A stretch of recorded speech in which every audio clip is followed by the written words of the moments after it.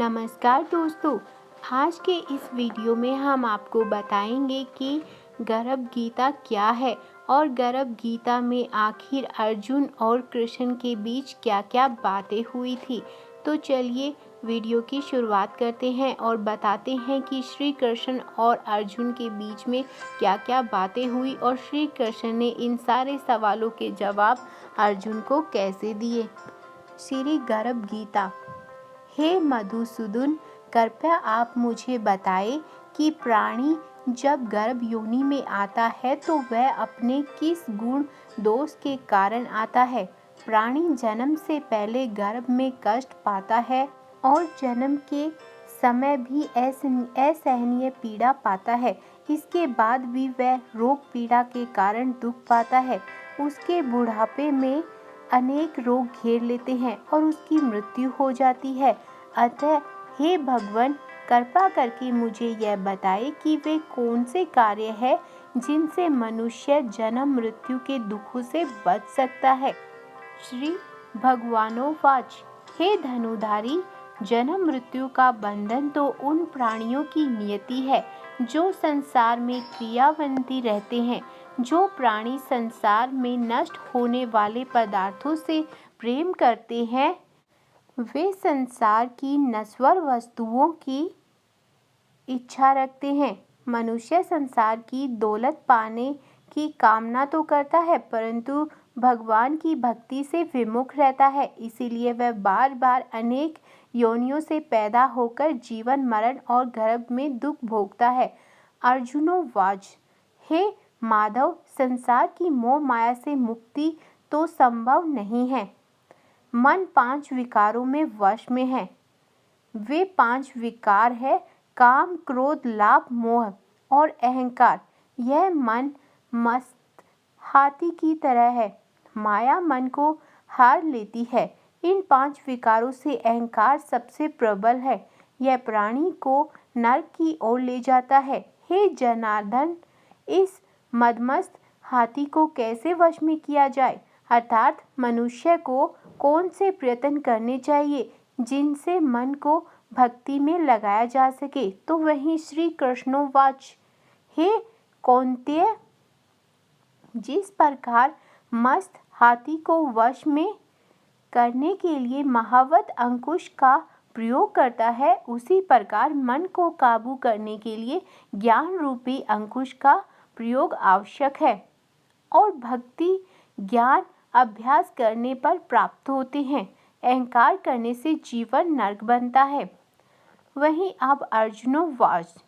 हे जनार्दन, कुछ प्राणी तो आपकी भक्ति करने के लिए वन जंगलों में जाकर रमते हैं और कुछ सांसारिक मोह माया छोड़कर जगह जगह भटकते फिरते हैं। अतः हे प्रभु, इस बारे में कैसे पता चले कि आपकी भक्ति किस प्रकार मिल सकती है। श्री भगवान वाच। हे अर्जुन, जो प्राणी मुझे खोजने के लिए जंगलों में फिरते हैं वे सन्यासी और वैरागी कहलाते हैं। वे सिर पर जटा बांधते हैं तथा भस्म लगाते हैं, लेकिन फिर भी वे मेरे दर्शन नहीं कर पाते क्योंकि उनमें भक्ति व प्रेम नहीं है। वे अहंकार में डूबे हुए हैं। तप या वैराग्य का अहम तो मेरी भक्ति पाने में बाधा डालता है। मैं शुद्ध मन से भक्ति करने वाले अर्थात अभ्यासी जो काम, क्रोध, मोह, लाभ, अहंकार से परे हैं, मैं उन्हीं को दर्शन देता हूँ। अर्जुनोवाच। हे मधुसूदन, मनुष्य इन 5 विकारों से ग्रस्त होकर अपने इस सांसारिक जीवन को नष्ट कर लेता है।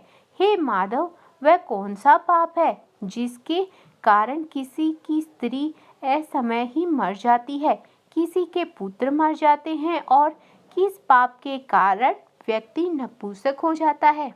श्री भगवानोवाच। हे अर्जुन, जो व्यक्ति किसी से कर्ज लेकर उसे चुकाता नहीं है वह इस पाप कर्म से अपनी पत्नी को भी खो देता है।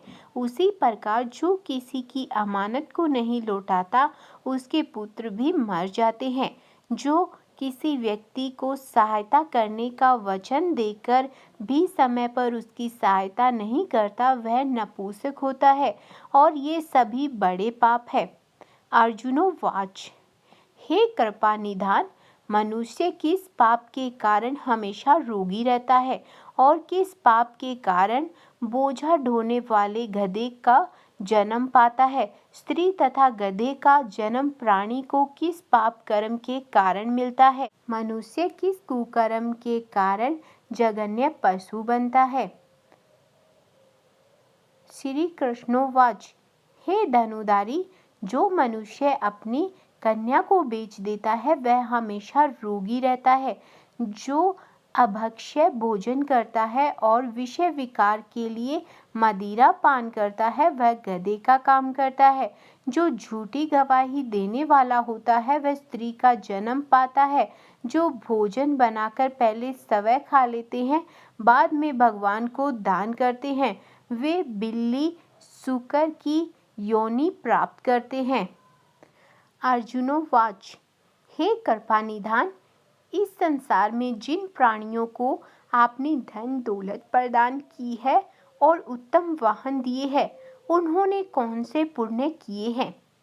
श्री कृष्णोवाच, हे धनंजय, जो उत्तम रीति से पात्र को सवर्ण दान करता है वह उत्तम वाहन और धन धान्य प्राप्त करता है। जो भगवान को साक्षी मानकर कन्या दान करते हैं वे उत्तम पुरुष पाते हैं।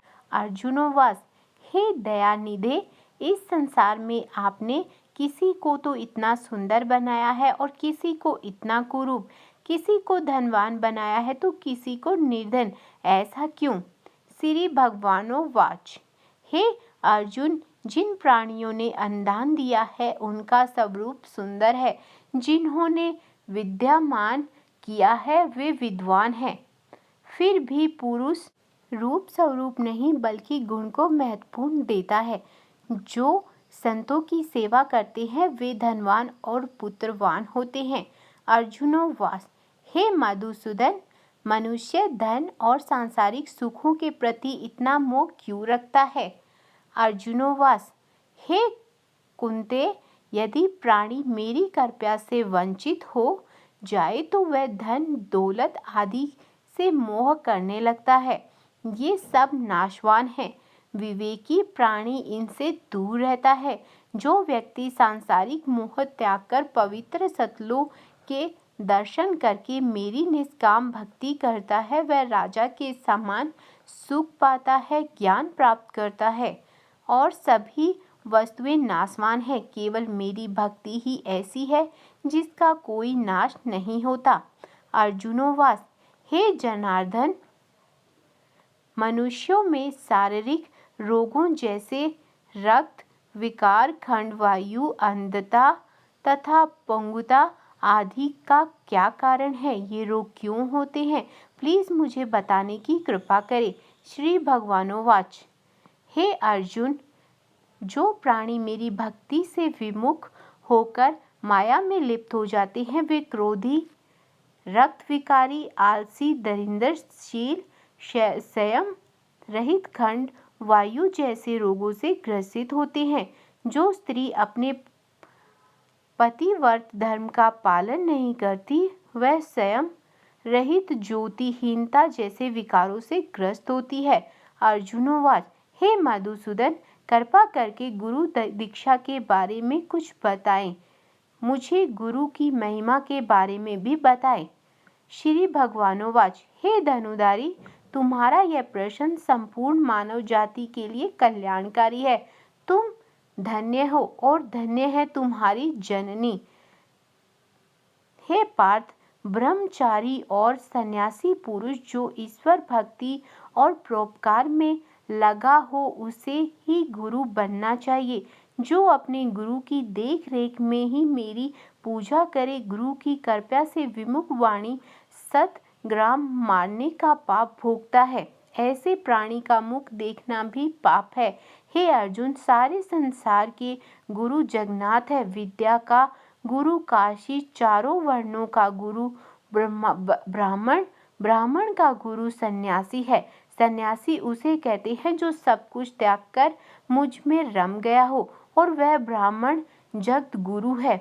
जो गुरु का भक्त है वह मेरा भक्त है। जो गृहस्थ गुरु से विमुख होता है वह चंडाल के समान होता है। जिस जगह मंदिरा का भांड हो उस स्थान का गंगा जल भी अपवित्र होता है।